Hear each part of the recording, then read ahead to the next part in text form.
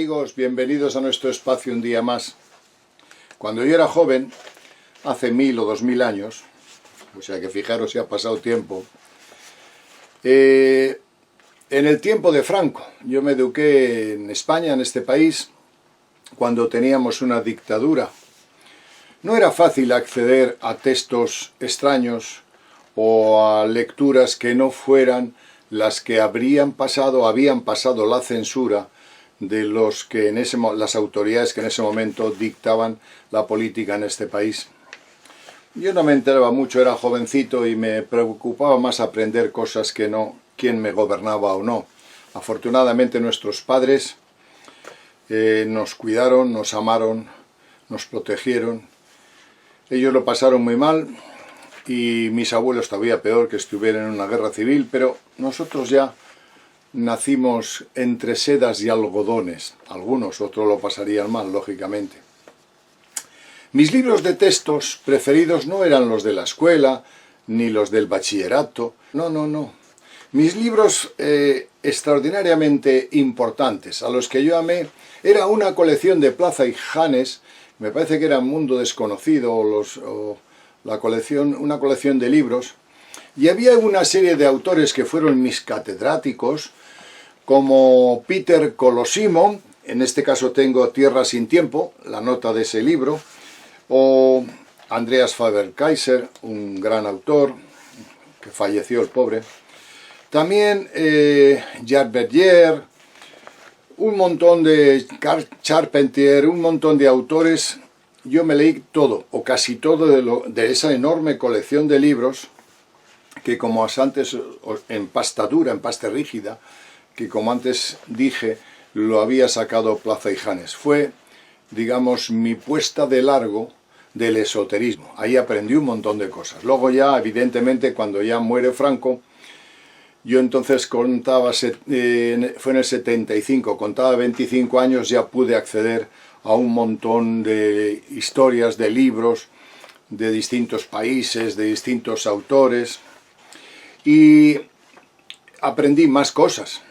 Luego también pues aprendí astrología, estuve estudiando psicología, un montón de cosas. No viene a cuento hablar de mi currículum. Algunas veces decimos en plan bromas, ridiculum. Bueno, pues siempre tengo en mi corazón aquellos viejos textos, aquellos libros de estos pioneros, a los que les debemos un montón de cosas. La traducción de los textos antiguos, que luego después ellos los adaptaron a una visión cosmogónica del mundo, a esos dioses que venían desde la antigüedad con aparato eléctrico y que estos señores les llamaron cosmonautas, les llamaron extraterrestres, les pusieron en vez de carros de fuego naves interplanetarias. Y eso, en aquel tiempo a mí me hacía soñar. Yo me acostaba en la cama montándome en un platillo volante yendo al confín del cosmos. Quizá era una alucinación de joven, pero me hizo romper los esquemas de aquella restricción intelectual en la que vivíamos. Por la mañana cantábamos en la escuela el Carasol y por la tarde, que era un himno para los que estáis en Sudamérica y en otros países, era un himno dictatorial, y por la tarde, o al entrar o al salir, no me acuerdo cómo era la pauta, rezábamos a la Virgen María y otras cosas. Bueno, aquello se superó y a nuestros hijos se han educado con una mayor libertad, con una gran capacidad de comunicarse con el resto de las culturas. Internet nos ha dado la vida. No voy a enrollarme mucho, que luego los vídeos se hacen largos. He cogido como algo de recuerdo maravilloso, quizá vosotros no le deis importancia, pero poneros en la piel de un chaval de 16 o 17 años, leyendo estos textos, por los cuales una diosa que vino del espacio, que tenía manos palmípedas, es decir, tenía las manos como los peces, y pies también así más o menos con membranas, y además tenía unas orejas enormes. Bueno, pues en esa imaginación, tal y como lo describe Peter Colosimo, yo la dibujaba con casco de vuelo. Esta diosa que la gente de Sudamérica le llama la antigua cultura de Tiwanaku y todas esas tierras de por allá, aquella ciudad mítica, Le llaman la diosa Orejona. La diosa Orejona fue una mujer que vino, en principio femenina, lógicamente, que vino del espacio. Dicen que de Venus. Hay una cosa curiosa porque no sé qué pasa con Venus. La vida tal y como la conocemos es imposible en Venus. Ahora mismo las ondas espaciales han descrito, han enviado imágenes de un paisaje terrible, con unas temperaturas insoportables para el hombre. Pero hay un montón de testimonios de contactos con alienígenas y con seres que vienen del espacio, pero muchos hacen referencia a Venus. ¿Qué habrá en Venus? Quizá una base subterránea, algún puesto intermedio para llegar a la Tierra. Se cita mucho a Venus. Y la cultura sudamericana, la cultura de Tiwanaku y la cultura de la diosa Orejona está vinculada a Venus. Y la Puerta del Sol de esta ciudad está referida a un calendario hecho desde Venus. Qué curioso, Venus. Un día abordaremos este tema de Venus y los testimonios que tenemos de distintos contactos que ha habido con alienígenas. La diosa Orejona cogió al tapir, un animal propio de esa zona, le hizo una serie de adaptaciones y sacó al hombre. Y ese hombre que nació dice la leyenda que tuvo 70 hijos. Madre mía. Y luego se marchó al espacio. Lo que voy a poner ahora es unas pequeñas notas de lo que escribe Peter Colosimo. Vamos a ilustrarlo como es nuestra norma y luego, por supuesto, haremos unos comentarios.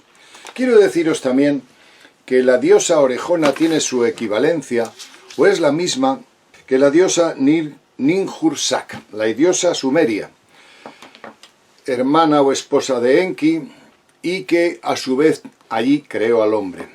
En las descripciones que hace tanto los sumerios como el Popol Vuh de los sudamericanos, de la cultura mesoamericana o americana, hablan de distintas etapas por las cuales fue creado el hombre. No le salió bien al principio, según estos textos, y tuvieron que hacer varias adaptaciones. O bien puede ser que esté describiendo distintas etapas, que probablemente no sean de un día, 2, 3, sino de miles de años. Todos los textos como el Génesis, la creación de los sumerios, el Popol Vuh, todos ellos hablan de la creación del hombre a partir de elementos que están en su cultura, el maíz, el barro, etcétera, etcétera. Pero hablan de etapas de miles y miles de años, seguramente desde el principio de la creación. Lo que yo creo que ocurrió así a un nivel global, entreleyendo todas esas culturas, es que hubo algún tipo de intervención biológica, genética, o como digo yo, los sembradores de vida, los biólogos estelares, seguramente dirigidos por un personaje que se llamaba en la cultura egipcia Ra y en la cultura sumeria Anu, o en la cultura mesoamericana Quetzalcóatl, es el mismo, y con una pléyade de ayudantes o de biólogos sembraron la vida en el planeta.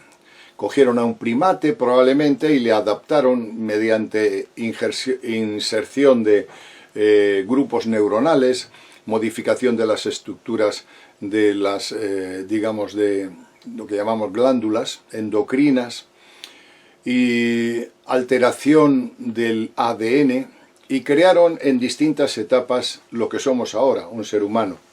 Pero eso no fue de la noche a la mañana. Y además no creo que sean las leyendas populares, lo que se describe son elementos comparativos de lo que tenían en ese momento los narradores, de lo que pudo haber sido, porque ellos no podían entender naves interplanetarias, energía de fusión, electromagnetismo, luces formadas por corriente eléctrica, eso no lo podían entender. Y entonces todo ese fenómeno, digamos que lo dibujaron con elementos comparativos que tenían en su entorno.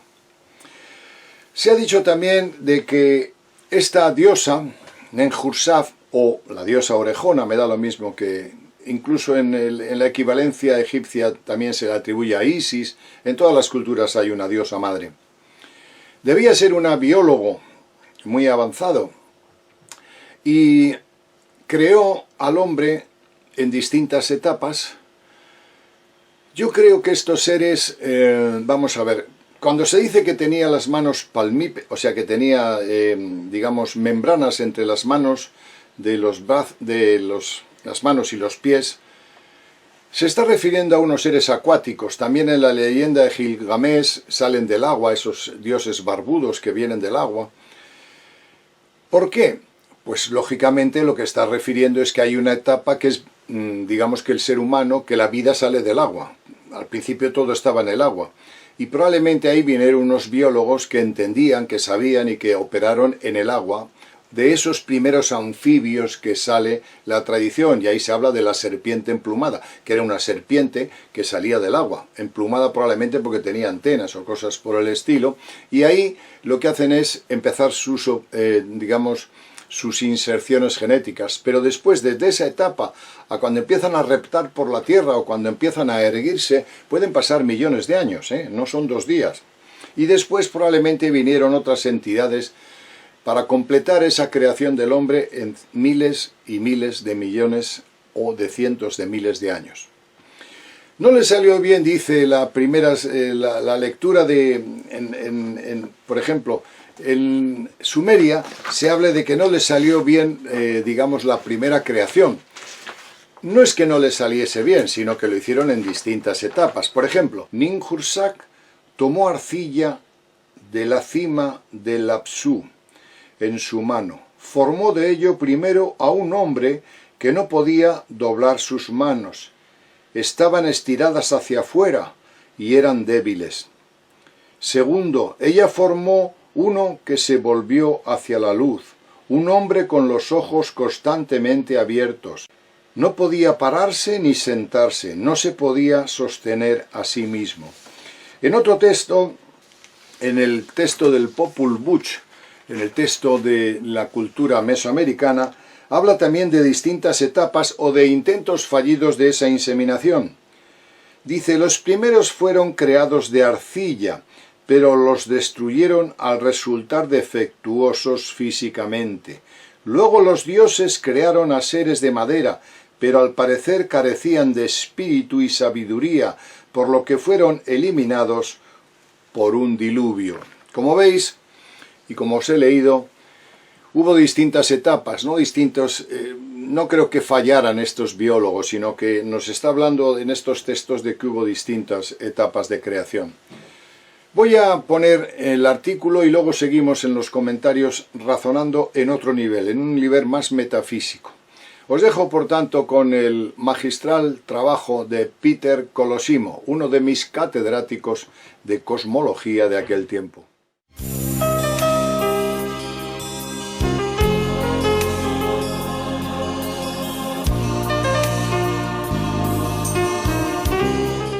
El gran Einstein creía firmemente, como es sabido, en la pluralidad de los mundos habitados, y a él es atribuida una extraña declaración. Los platillos volantes existen, y quienes los poseen son seres humanos que se fueron de la Tierra hace 20.000 años. Vuelven a la Tierra para ponerse al corriente de la historia del hombre. Es el retorno a la fuente. ¿Hemos venido de las estrellas y estamos en vías de volver a ellas gracias a nuestras realizaciones? Se pregunta, siguiendo a Einstein, el biólogo Loren Eiseley. ¿Deben los antiguos una notable parte de su civilización, si no toda, a los conocimientos aportados por visitantes de otros mundos? Por un lado, el astrónomo Thomas Gould, de la Universidad estadounidense de Cornell, afirma que todos los planetas vírgenes, pero susceptibles de ofrecer buenas condiciones al desarrollo de la vida, estarían fecundados por microorganismos llevados por exploradores espaciales. La semilla habría sido esparcida en la Tierra hace 1.000 millones de años, y desde entonces las formas de vida habrían tenido tiempo de evolucionar hasta la aparición de criaturas altamente inteligentes, las cuales, comprendiendo a su vez cruceros cósmicos, podrían haber contribuido a la fecundación de otros mundos. Existen en otros mundos seres inteligentes cuyo aspecto no difiere sustancialmente del nuestro. La raza humana no ha tenido origen en la Tierra, sino que ha llegado a ésta desde otro cuerpo celeste. Debemos admitir entonces que seres de otros mundos bajaron entre nosotros como amigos y como enemigos, que la Tierra alcanzó altísimas cimas de civilización y que recayó en la barbarie a consecuencia tal vez de un conflicto de alcance galáctico en el que se vio implicado. Entre las leyendas bolivianas recogidas por la doctora Cynthia Fine, por ejemplo, hay algunas que se remontan a hace más de 5000 años, relativas a la destrucción de las civilizaciones de un tiempo remotísimo, a consecuencia de una guerra con una raza no humana cuya sangre no era roja. Beltrán García, un español que se propuso, entre otras cosas, renovar la religión de los incas, afirma ser descendiente de Garcilaso de la Vega, el escritor castellano nacido en Cusco, Perú, en 1549 y muerto en 1616, autor de la Docta Historia General del Perú y de los Comentarios Reales. Conservó muchos documentos inéditos de su ilustre antepasado. Creemos no estará fuera de lugar presentar aquí el más sensacional según el resumen y el comentario del propio García. Los escritos pictográficos de Tiwanaku dicen que en la era de los tapires gigantes, seres humanos muy evolucionados, palmeados y con sangre diferente a la nuestra, llegados de otros planetas, hallaron adecuado para ellos el lago más alto de la Tierra. En el curso del viaje interplanetario, los pilotos lanzaron sus excrementos sin aterrizar y dieron al lago la forma de un ser humano tendido de espaldas. No olvidaron el ombligo, lugar donde se habría puesto nuestra primera madre encargada de la inseminación de la inteligencia humana. Esta leyenda podría hacernos sonreír ayer, pero hoy nuestros hombres ranas copian los dedos palmeados de los colonizadores de Tiwanaku. Indígenas de los Andes viven en altitudes a las que los blancos no podrían aclimatarse, lo cual prueba que puede existir otra sangre, pues los visitantes siderales buscaban una altitud y un lago favorables a su vida anfibia. El significado de excrementos puede ser cosas salidas de la astronave para modificar los contornos del lago. Quizás bombas atómicas. Es preciso destacar que, para destruir la tradición y desacreditar el lago en el ánimo de los habitantes de los Andes, los mapas lo representaron hacia 1912 en forma casi redonda. El nombre legítimo del lago Titi, lago del misterio y del sol, se le añadió un sufijo que en muchas lenguas significa excremento.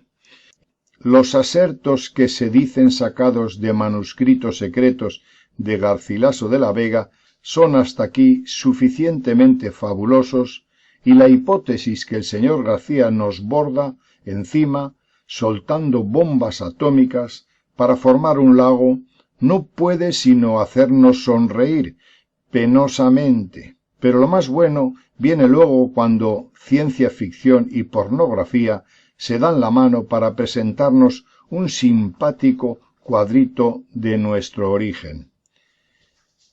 En el terciario, hace casi 5 millones de años, continúa el español, cuando ningún ser humano existía aún en nuestro planeta, poblado solamente de animales fantásticos, una astronave reluciente como el oro vino a posarse en la isla del Sol del lago Titicaca. De aquella aeronave bajó una mujer parecida a las mujeres actuales en todo el cuerpo, desde los pies hasta los senos, pero tenía la cabeza de forma cónica, grandes orejas y manos palmeadas de 4 dedos. Aquí es evidente el intento de dar una explicación a la extraña costumbre de los nobles incas de deformarse los lóbulos de las orejas, poniéndose pesados zarcillos a fin de pregonar su patrimonio. Precisamente por eso los españoles les endilgaron el apodo de orejones. Es pues más que lógico que la atrevida astronauta se llamase Orejona. Venida de Venus, nos informa el señor García, donde la atmósfera es casi análoga a la de la Tierra. Las manos palmeadas indican que en su planeta de origen el agua existía en abundancia y tenía un papel primordial en los distintos aspectos de la vida de los venusianos. Orejona caminaba en posición vertical como nosotros, estaba dotada de inteligencia y tenía indudablemente la intención de crear una humanidad terrícola, puesto que tuvo tratos con un tapir, animal gruñente de 4 patas, y engendró varios niños. Aquella prole nacida de un cruce monstruoso venía al mundo con 2 mamas, con una inteligencia disminuida, pero los órganos reproductores seguían siendo los del tapir cerdo. La raza quedaba establecida. Un día, cumplida su misión, o quizá cansada de la tierra y deseosa de volver a Venus, donde podría tener un marido hecho a su imagen, Orejona levantó el vuelo en una astronave. Sus hijos, a seguido, procrearon sometiéndose sobre todo al sentido del padre tapir, pero en la región del Titicaca una tribu permanecía fiel a la memoria de Orejona. Desarrollando su propia inteligencia, conservó los propios ritos religiosos y fue el punto de partida de las civilizaciones preincaicas, como está escrito en el frontón de la Puerta del Sol de Tiwanaku. Por lo que nos consta, los manuscritos secretos de Garcilaso de la Vega no han sido examinados hasta ahora por ningún experto. Es más, parece ser que nadie ha tenido nunca el placer de verlos. Sentado esto, resulta claro que las bellas gestas de la señorita Orejona están tejidas sobre la hipótesis de Casansep, según el cual la Puerta del Sol de Tiwanaku contendría bajorrelieves figurando escafandras y motores espaciales, además de un calendario venusiano. Los testimonios relativos a la presencia en la Tierra de razas desconocidas, las largas orejas de los nobles incas, las esculturas rupestres con la cabeza cónica, los capas de la tradición nipona y la suposición de que Venus esté cubierta en gran parte por las aguas.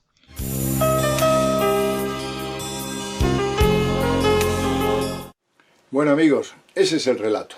Bien, cuando nosotros hablamos en general, en lo que leo, en los autores, en la cultura, ahora por ejemplo en las personas que con un gran esfuerzo y con un gran acierto han creado canales del misterio, canales de divulgativos de lo esotérico a través de internet, gente joven, gente de la nueva generación y autores que también han escrito mucho, si os dais cuenta, siempre hay un concepto donde el hombre es el centro de las cosas.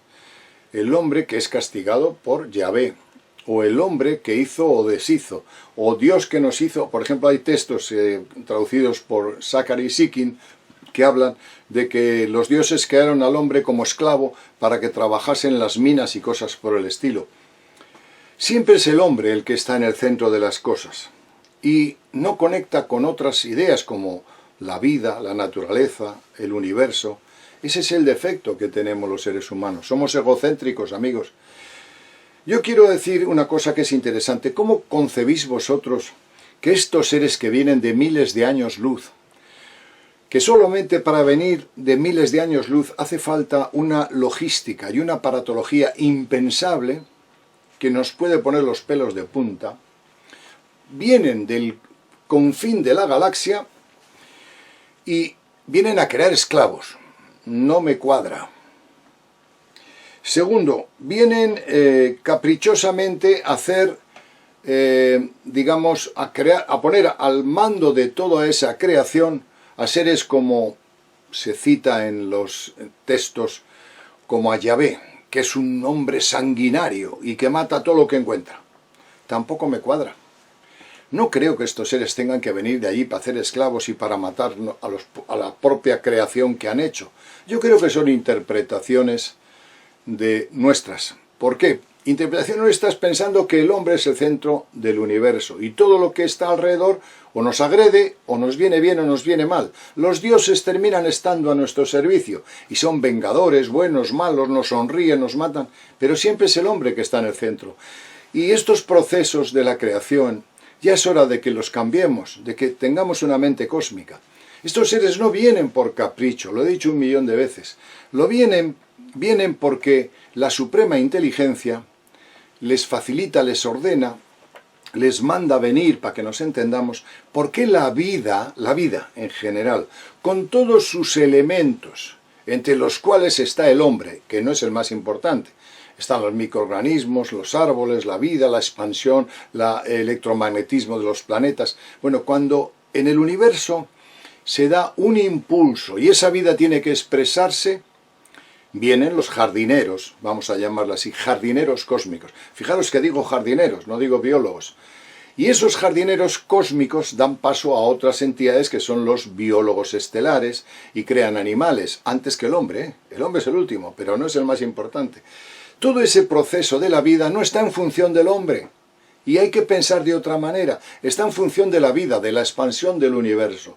Y la perspectiva desde ese punto de vista es distinta que como narramos las escrituras antiguas sagradas. Las escrituras antiguas están narradas por señores que observan lo de fuera, siendo ellos el centro, los que se sienten agredidos o los que son aceptados o no por esos supuestos dioses que vienen. Si nos sonríen son buenos, si no nos sonríen o no los entendemos son malos. No, no es así. Hay que tener un poquito, hay que abrir la mente a ideas cósmicas, a ideas distintas. Cuando en este ala del universo local que nosotros somos, y hay 150 billones de universos, toca mediante la expansión la vida, se crea la vida. Y para crear la vida hay seres que vienen no a crear esclavos, ni a meterles en las minas a sacar oro, por Dios. Vienen a expresar esa vida que emana de la suprema inteligencia. Y se crea una serie de, digamos, de condiciones para crear esa vida. Pero fijaros, la vida tampoco se puede crear porque viene un señor aquí y dice, voy a poner una probeta de laboratorio, voy a coger un primate, le meto ahí unas hormonas, y le meto unas proteínas y le cambio el ADN. Tampoco es así, no. Esa vida se crea en función del universo. Y después, si es en nuestro sistema solar, en función del sistema solar. Y esos biólogos que vienen del espacio tienen que saber que cada planeta, que cada partícula de polvo, que cada elemento de este sistema solar sigue una ley. Y esa ley tiene que ser interpretada al 100%. Por tanto, un señor, un biólogo que viene a crear vida no lo hace cuando él quiere, sino cuando manda la suprema inteligencia. Y tiene que observar una ley, la ley de las esferas que decía Pitágoras. Y cuando esa ley se lo permite o le da las condiciones adecuadas, se crea la vida, no se crea el hombre, se crea la vida. Y dentro de la vida, en distintas etapas aparece el hombre, que ni es más importante ni nada. Y la vida sigue. Y después ellos van a otro sitio donde la vida, donde la expansión universal se expresa, y ellos como ejecutores de esa expansión crean allí las condiciones de vida. Pero esas condiciones de vida están en función no de su voluntad, sino en función de la ley que rige esas esferas, esa galaxia, ese sistema planetario. Nos cuesta mucho entender esto. Claro, a mí no me cuesta tanto porque soy astrólogo y me doy cuenta de que el hombre no pinta casi nada. Porque como hay una conjunción planetaria y te coja, en tu carta se exprese, harás lo que la conjunción planetaria quiere que hagas. Es decir, me he dado cuenta a lo largo de todos estos años que cuando se dice libre arbitrio, cuando se dice con la voluntad se puede, que no. Si mañana está programada una tormenta, tú o sacas paraguas o te mojas y no puedes parar la tormenta. Es así. Y digo la tormenta como puede ser una enfermedad o otros procesos. Durante muchos años me he acostumbrado a entender que por encima de la voluntad del hombre, de la prepotencia del hombre y del egocentrismo del hombre hay una ley. Y eso lo sabe cualquier biólogo estelar. Y cuando ha creado la vida aquí era porque en ese momento, de acuerdo a la ley universal, de acuerdo a la ley planetaria, de acuerdo a la ley galáctica, se podía hacer. Ni más ni menos, hay que cambiar un poco la mentalidad. Por tanto, ya los dioses no se presentan como buenos o malos, castigadores o no. No, que no es eso. Son los ejecutores de la vida, de la expansión de la vida. Y son los que, digamos de una otra manera, ejecutan la suprema inteligencia, lo que dicta la suprema inteligencia. Y nos quedan millones de años para entender esto. Miles, no, millones de años. Por tanto, toda la concepción que tenemos de las escrituras están en función de nosotros, y no. Son interpretaciones que la cultura de ese tiempo lo entendían así, y por tanto el hombre es objeto de muerte, de risa, de alegría, y los dioses nos dan a nuestro servicio, nos machacan. Para nada. Voy a hablar de otra cosa. Fijaros, hay una propiedad que ahora ya se ha descubierto que se llama el entrelazamiento cuántico. El entrelazamiento cuántico es una cosa muy interesante. Imaginaros que dos subpartículas están formando parte de un elemento, ¿vale? Dos subpartículas unidas en un elemento. El entrelazamiento cuántico dice que cuando esta partícula se desprende y la mando a millones de años luz, o a cientos de millones de años luz, el cambio que se produzca en esta partícula, instantáneamente, en el mismo espacio-tiempo, y sin que medie ningún cordón eléctrico ni ninguna forma de transmisión, instantáneamente se produce el mismo cambio en el otro elemento que hemos desplazado. Esto es el futuro de la electrónica, el futuro de la robótica dentro de poco. De tal manera que ya no habrá cables. Se llama en la física cuántica el entrelazamiento cuántico. Bueno, vamos a ver. Lo que quiero expresar es lo siguiente. Cuando yo, que vengo de millones de años luz, que mi evolución me lo permite, soy creador de vida, soy creador de mundos, soy creador de universos, esa es una etapa en que antes o después, dentro de miles de millones de años, tú como creador harás. Ya lo explicamos en otro vídeo que hablábamos del semen y de todas esas cosas, el tantra sagrado. Lo tenéis en la red, podéis bajarlo, es muy interesante. Bueno, cuando yo esté en esa etapa, cada uno de nosotros, cada uno de los seres vivos, le interesa el entrelazamiento cuántico. ¿Por qué? Porque si yo vengo a la Tierra, como vino Orejona, y dejo parte de mis células, de mi DNA, de mi genética, la dejo en unos primates y me voy al futuro, o me voy al pasado, o sea, viajo en el tiempo, esos primates, todas las experiencias que ellos produzcan, me vienen a mí. Esto suena a ciencia ficción, ¿verdad? Eso se puede demostrar ya con la física cuántica. Y ya es tiempo de contarlo. Estos seres, cuando crean un mono con vida, cuando crean una humanidad en el cosmos, en el extremo de la galaxia, o en el universo o el antiuniverso más lejano, porque son viajeros del tiempo y ejecutores de la vida, de la suprema inteligencia, lo que hacen es expandir su conciencia. De tal manera que si yo he sido creado por Genjursaf, o por Anu, o por Ra, todo lo que yo hago, todas mis experiencias, aunque os parezca mentira, van a Él. Y si yo crezco, Él crece. Y si tiene miles de cientos de miles de billones de hijos por el universo, crece y recibe experiencias. Es una necesidad imperiosa. Delegar la vida para que la vida nos entregue experiencia. Y este principio no se entiende porque el egocentrismo humano no nos lo deja entender. Pero ya es tiempo de contarlo. Ya es tiempo de decir que no, que la lógica por lo que vienen aquí no es hacer esclavos, ni hacer, digamos, súbditos. No. Su filosofía de vida es distinta. Hay que abrir la conciencia de otra manera. Si yo dejo mis células en el confín de la galaxia, por la propiedad que os he dicho del entrelazamiento cuántico, las experiencias de esas células vienen a mí y yo me enriquezco. Y además, puedo enviar también información a esas células y enriquecerlas a ellas. Eso se consigue cuando el ego, cuando yo ha muerto, y cuando mi ego se expande por el cosmos. Y cuando mi ego se expande con el cosmos, no solamente recibo experiencia de mis células que yo he delegado o he creado hace miles de millones de años en los monos de un planeta que se llamaba Tierra. No, también me vienen experiencias de las rocas, del cristal, del aire, del fuego, de todos los que los biólogos estelares, los genetistas han creado. Por eso cuando viene Ra, que es digamos, el biólogo padre, el que de una u otra manera creó la vida, como ponen los textos, no viene caprichosamente a crear esclavos y a que le adoren, como sale la película de Stargate, que viene aquí y se reviste de joven para que todos le hagamos oh Ra, oh Ra. No, no, por Dios, hay que cambiar la mentalidad. Él viene para expresar en este rincón de la galaxia su genética, su cuerpo. Ya no es un cuerpo solo, es miles de millones de células que son sembradas en todo el universo. Y todas esas células que se reparten entre cristales, en el aire, en el agua, en el fuego, en el árbol, todo eso que es Él, llega a Él y se enriquece y crece y mejora.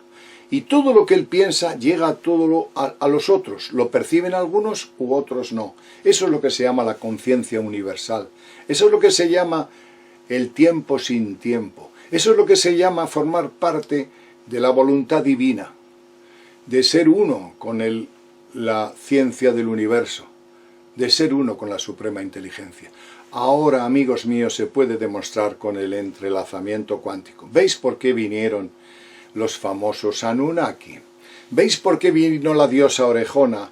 ¿Veis por qué vino Genjursaf y otros dioses y el dios Ra? ¿Qué vinieron? ¿A hacer esclavos? ¿A meterlos en las minas para sacar oro, como dice Sácare Sikin? Por Dios, eso es el concepto más egocéntrico y necio de la galaxia. Digo necio entre comillas, porque no estoy insultando a nadie, por Dios. Bien, quería contar esta historia de Peter Colosimo para hablar de esto. Podéis decirme que estoy loco. Bueno, a mis años ya me puedo permitir el lujo de estar loco, de estar como un cencerro. Hicimos otro vídeo, creo que debéis verlo, que es la potencialidad que tiene el ser humano, hombre y mujer, a través del semen, de los óvulos. Hablé de la fuerza tántrica. Esta es la segunda parte de aquella información. Ahora entenderéis por qué vinieron estos seres, estos jardineros cósmicos. Porque tenía la necesidad de expandir su cuerpo y su conciencia hasta los confines del universo. Y cuando miráis a un sitio, esa visión le va a Él, al que nos creó. Y si os duele algo, le duele a Él. Es una historia interesante. Darle vueltas, pero a la luz de las investigaciones de el entrelazamiento cuántico. Quiero hablaros de otra cosa que también es muy importante. Fijaros, nosotros los seres humanos, yo creo que se está alargando un poco el vídeo, pero no me queda más remedio. Nosotros los seres humanos tenemos una figura de nuestros dioses. Seres, por ejemplo, que hemos deificado porque consideramos que eran superiores y demás. Y, por ejemplo, ahora salió hace un momento la figura, en el mundo judío-cristiano tenemos nuestro arquetipo divino. Ahora lo veis aquí en imágenes. Pero resulta que los últimos estudios biológicos y antropológicos han representado a ese supuesto Dios tan bello y tan guapo, así, de esta manera como lo veis ahora. Ay, la cosa cambia un poco, y muchos se han escandalizado. Ay, Dios mío, ¿pero qué dice? Si es rubito, con ojos azules y barbita. Bueno, realmente los seres humanos no entendemos que lo que es importante es cómo nos adaptamos a nuestro planeta. Y por tanto puede ser que un día desarrollemos pelo, otros días desarrollemos ojos oscuros porque la luz nos puede cegar, etcétera, etcétera. Y esas imágenes que nosotros tenemos del supuesto Dios en cada cultura, no es ni más ni menos que la proyección que nosotros tenemos de nuestro inconsciente hacia el concepto de la belleza. Pero la belleza no es la bondad y la belleza no es la funcionalidad. Por tanto, nos olvidemos todos, de que esos seres que hemos representado sean reales.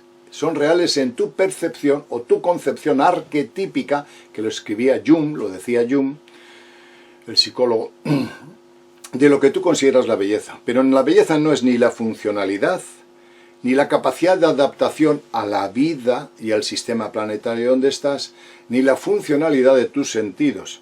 Por ejemplo, pues imaginaros que ahora hay una mayor radiación solar, pues seguramente nuestro cuerpo generará más melanina y nos volveremos negros. ¡Ay, negro no! ¡Yo no quiero ser negro! Porque somos muy racistas.